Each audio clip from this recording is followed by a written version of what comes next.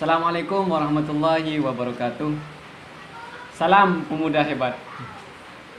Selamat siang, kembali lagi di channel Mahfud Official. Di channel ini sudah dijelaskan di video sebelumnya, berisi motivasi, juga ada MC, ada pemuda inspirasi. Dan sekarang kebetulan saya bersama dengan Bung Payatur Rizky, bisa dipanggil Rizky Maulana Malik Ibrahim.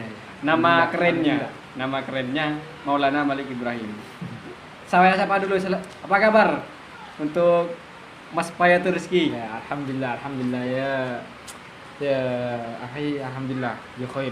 Bisa bahasa apa kayaknya? Ya, sedikit demi sedikit saja. Alhamdulillah, kayaknya alumni pondok ini, Pak. Ya, seperti itulah. Alhamdulillah. Ini saya bersama pemuda hebat dari Desa Lergunung. Pemuda hebat dari Desa Lergunung, kalau tidak salah Kecamatan Kelampis itu ya. Ya, habis, Pak. Ini kami terima kasih juga kepada Bung Payatur Rizky sudah meluangkan waktunya untuk kami. Ini kepo ini, artinya nanti bercerita bagaimana Bung Rizky ini seperti sekarang. Bisa saya dengar-dengar dari teman-teman bahwa Bung Rizky ini kuliah sambil bekerja. Kok bisa membagi waktu seperti itu? Mungkin diceritakan bagaimana kunci dari Bung Rizky ini bisa membagi waktu itu seperti itu. Jadi konsepnya ini cerita-cerita gitu ya. Iya. Ceritanya itu yang jujur apa yang ini jujur kayaknya orang-orang tidak aja semuanya. Ini yang real, jujur lah. Biar ini, karena ini dilihat oleh pemuda hebat, nanti menjadi inspirasi terhadap pemuda Indonesia. Insyaallah. Ya, jadi seperti ini untuk ya, saya sapa dulu ya para teman-teman. Ya, assalamualaikum untuk teman-teman semua. Saya di sini hadir menghormati rekan saya ini ya, rekan saya yang saya sangat kagumi juga ya. Di sini konsepnya memang cerita-cerita tentang apa yang sudah saya alami selama sekian waktu yang berlalu sampai saat ini. Sebetulnya sih kalau menurut saya ini tidak terlalu berkesan banget mungkin seperti itu. Cuman yang menilai itu kan orang lain seperti itu. Ya mungkin siapa tahu aja ini bermanfaat juga untuk teman-teman sekalian seperti itu. Jadi kalau kalau kita itu bercerita tentang pengalaman hidup saya ini, Bung Mahfud, sepertinya emang sangat-sangat tragis begitu ya. Sangat-sangat tragis. Kayaknya tidak. Kenapa? Kayaknya tidak tragis ini. Iya, maksudnya masa kelamnya seperti itu, masa lalunya seperti itu, sebelum sampai sekarang. Ya cuman meskipun sampai sekarang pun ya kayak gini aja seperti itu. Saya rasa tidak kayak gini aja. Ini pemuda hebat yang patut Ya, dicontoh. ya alhamdulillah, semoga saja. Amin. Jadi saya ini mau mulai cerita dari mana ya, Bung? Bisa dari awal mula, dari pendidikan, dari SD ataupun dari latar belakang nanti sampai kuliah itu. Oh, disangkut pautkan seperti Iya. itu. Ya, jadi seperti ini, Bung. Saya itu memang dari sejak kecil memang bisa dibilang itu hidup berkejauhan dari orang tua. Jadi sangat jauh dari kasih sayang kedua orang tua. Soalnya ketika saya umur 2 tahun, Bung ya, umur 2 tahun orang tua saya itu pergi merantau ke Malaysia. Bisa dibayangkan kan, ketika umur 2 tahun itu ditinggalkan di rumah, dititipkan kepada kakek dan nenek saja. Berarti yang merawat Bung Payatur Rizky ini bukan orang tuanya Ya, dari kecil? bukan, yaitu nenek saya sama kakek saya. Luar biasa. Ya karena tuntutan kan perekonomian kan yang semakin hari semakin memaksa kedua orang tua saya untuk meninggalkan saya gitu. Jadi waktu itu umur 2 tahun saya ditinggal, Bung. Selang beberapa tahun kemudian, belum genap 6 tahun, itu cerita nenek saya kan. Saya kan nggak begitu ingat, Bu. Jadi kakek saya itu wafat, ya, meninggalkan saya. Jadi saya itu dirawat oleh nenek saya Sendiri, sama ya? adik saya yang perempuan. Adik saya itu lebih tragis lagi, Bung, ketika dia ditinggal. Maksudnya tragis, lebih anu lagi, Bung. Dia itu ditinggal sama mama saya itu ketika umur 2 bulan. Lahir ke sini demi ya. menghidupkan Demi ya. anak. Luar biasa sekali mama Fayatul Rizki. Ya alhamdulillah, Bu.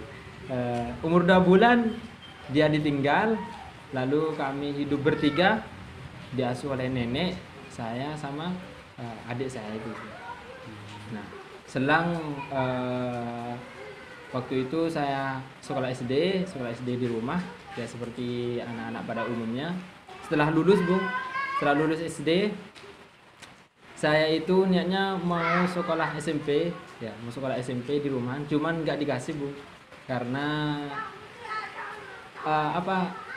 pikirannya orang tua itu ketika saya nanti sekolah SMP yang di luaran, Bung, ya, nanti di sana itu akan memakan biaya yang banyak. Ya, memakan biaya yang banyak. Ya mungkin pikiran beliau itu mungkin biar saya gak terlalu boros dikarenakan ekonomi yang masih belum membaik, maksudnya ya. Masih rendah.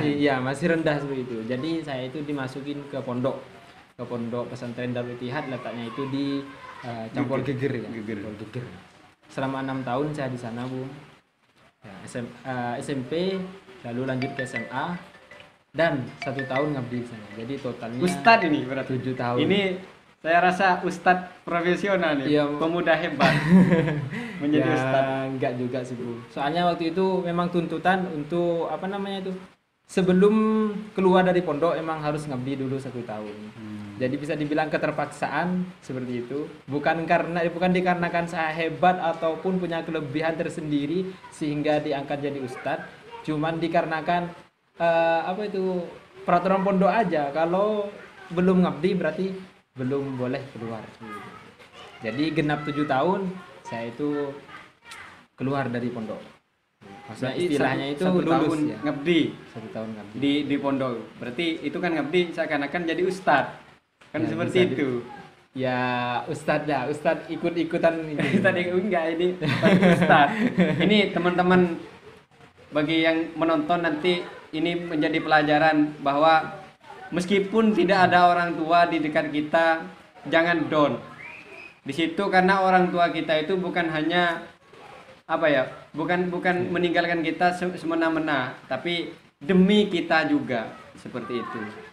Mungkin ini lanjut sampai kuliah sekarang ini, Pak. Ya, sebelum itu saya lebih perjelas lagi, Bung. Ketika saya mondok itu dapat 4 tahun, Bung, ya. Istilahnya itu waktu kelas 1 SMA, nenek saya yang merawat saya itu meninggal, Bung.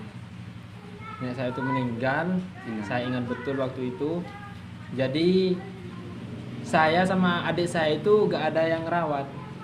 Saya nelpon ke orang tua saya, ini bagaimana? Maksudnya adik saya ini siapa yang ngerawat? Kalau saya kan sudah di pondok, Bu. Cuman ya tetap tidak bisa, soalnya kebetulan waktu itu keluarga mama saya itu sedang hamil adik saya yang nomor 4. Jadi ya tetap aja nggak bisa pulang. Dan adik saya itu tinggal sebatang kara di sana di rumah. Saya pun juga nggak ada yang ngirim lagi di pondok setelah nenek saya itu wafat seperti itu.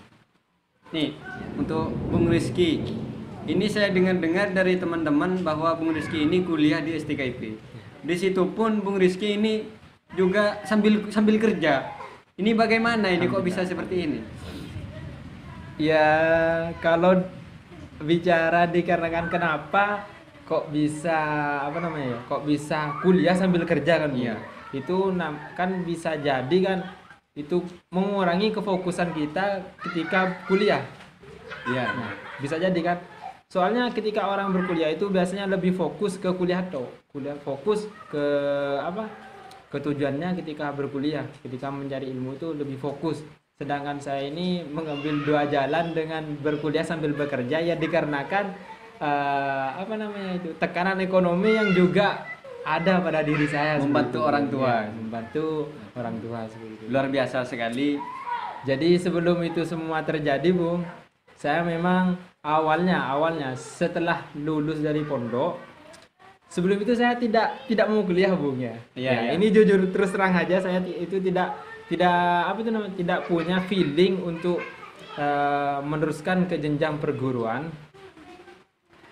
Tidak punya feeling untuk melanjutkan ke jenjang perkuliahan. Cuman waktu itu saya pengennya langsung kerja, kayak berlayar seperti itu, Bung. Soalnya kan nominal gaji itu Biasanya sudah lumayan iya besar. sudah besar itu, Bung, kalau kita bicara gaji orang yang berlayar. Iya, Cuman lucunya waktu itu, Bung, ya saya ingat betul itu kepada guru saya, yaitu Kiai Haji Irham Rofi'i. Ya alhamdulillah, syukron wa syukrillah ya Abi.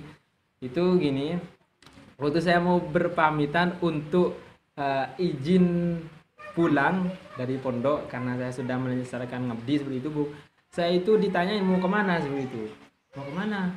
Kayak setelah lulus. Nah, saya bilangnya mau berlayar sih itu, Bu. Oh, Mau iya. berlayar, mau sekolah layaran. Tapi apa responnya beliau? Respon beliau itu kayaknya sangat-sangat tidak setuju, Tidak seperti itu, Bu. merestui. Sangat-sangat Tidak tidak merestui. merestui dikarenakan ya Eman itu, Bu. Eman. Katanya tuh Eman setelah di sini belajar betul-betul, setelahnya langsung ditinggalin berlayar, itu kayaknya apa yang dipelajari di pondok itu seakan-akan tidak digunakan di luar gitu. Berarti Jadi pindah ke kuliah. sama saya nanya kepada beliau. Jadi terus menurut Abah ini restunya saya ini kemana seperti itu, Bung. Ya terus sama Abah itu dibilang mungkin lebih baiknya berlanjut ke Kuliah. jenjang perkuliahan gitu. Cuman saya kabarin lagi ke orang tua saya. Orang tua saya itu keberatannya ya soal biaya seperti itu, Bu. Nah, soal biaya. Terus saya suwon lagi ke abah saya itu bilang bahwa kendala saya itu biaya dan posisi saya sebagai anak tertua dari 5 bersaudara waktu itu. Oh, Sedangkan sekarang 6 saudara, Bu. 5 bersaudara. Jadi kan ketika saya itu masih tetap bersekolah, otomatis kan adik-adik saya yang lain kan masih butuh pendidikan juga. Butuh uang ya, juga. butuh uang juga. Jadi orang tua saya itu kan banyak yang mau dianu seperti itu. Banyak yang mau dibiayai.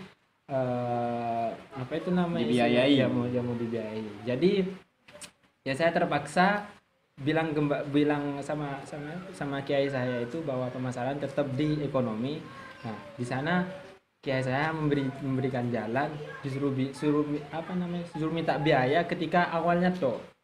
Ya. Minta biaya awal masuk. Iya, awal masuk Awal toh. masuk. Soalnya gini katanya. Ketika awal masuk itu kan sebelum masuk dan akan masuk saya itu kan nggak punya channel, Iya. nggak punya pikiran untuk mau kemana seperti itu. Jadi ya makanya minta dana untuk masuk. Nanti setelah masuk itu akan ada jalan gitu ya, jalan tersendiri. Apalagi kan ini niat yang bagus untuk mencari ilmu seperti itu. Nah, setelah itu saya masuk, saya bayar, orang tua saya merestui. Ya, tapi tetaplah istilah perjanjian tadi yang di awal itu tetap. Jadi saya itu hanya minta yang awalnya toh, setelahnya itu baru saya itu berusaha untuk membiayai sendiri seperti itu. Makanya sekarang ini saya juga sambil bekerja. Luar biasa. Bekerja di Matahari ya.